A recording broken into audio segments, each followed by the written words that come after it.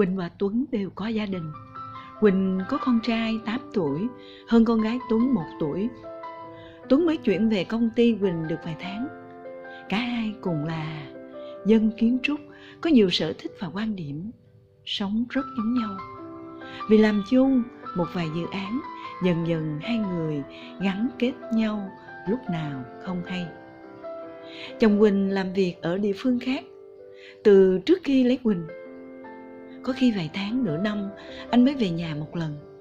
Thời kỳ đầu Quỳnh còn hay gọi video nói chuyện với chồng.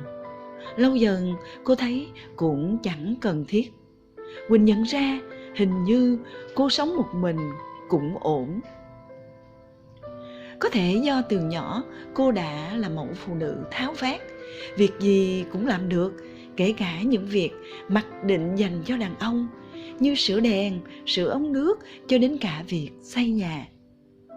Hồi xây nhà, chồng đi vắng, một mình Quỳnh chạy tới chạy lui, lo cái này cái kia, và rồi cũng xong. Thành ra nhiều lúc chồng về, Quỳnh còn có cảm giác vướng víu, khó chịu. Khi nào chồng đi, cô lại thấy vui vẻ, thoải mái. Không biết chồng Quỳnh có nhận ra điều đó không? Nhưng anh cũng ít gọi điện về nhà, trừ khi có công việc gì đột xuất hay liên quan đến gia đình, hoặc khi con trai chủ động gọi cho ba, thì anh mới hỏi thăm vợ vài câu. Quỳnh sống trong cảm giác có chồng như không, nhưng Quỳnh chẳng hề buồn chán, giận hờn hay ghen tuông. Nhiều lúc Quỳnh nghĩ chắc cả Quỳnh và chồng quen nhau qua mai mối. Lúc đó hơi có tuổi nên cả hai quyết định cưới nhanh cho vừa lòng cha mẹ. Đến khi gặp Tuấn, cảm giác tình yêu làm Quỳnh choáng váng, say sẩm. Quỳnh không muốn so sánh Tuấn và chồng, bởi thật ra chồng Quỳnh chẳng có gì xấu. Nhưng đến lúc này Quỳnh mới hiểu, chuyện tình cảm đúng là khó nói. Cô chẳng còn lý trí mà phân biệt đúng sai. Trước khi ngã vào Tuấn, khi nhận ra mình đang suy nghĩ về Tuấn quá nhiều, Quỳnh đã đấu tranh tư tưởng rất nhiều.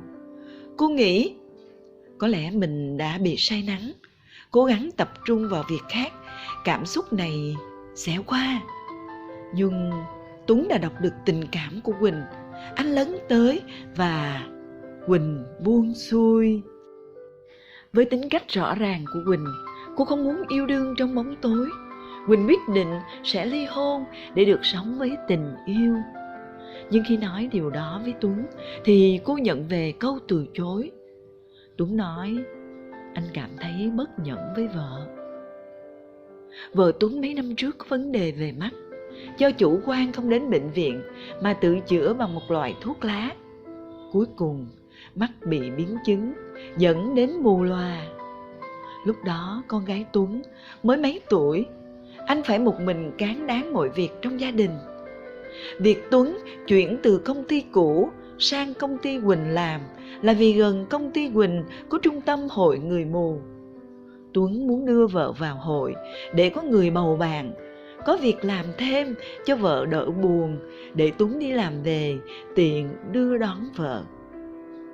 Chiều hôm đó, Quỳnh bí mật đi theo Tuấn khi anh đến đón vợ tại hội người mù. Cô theo gia đình Tuấn vào một quán ăn.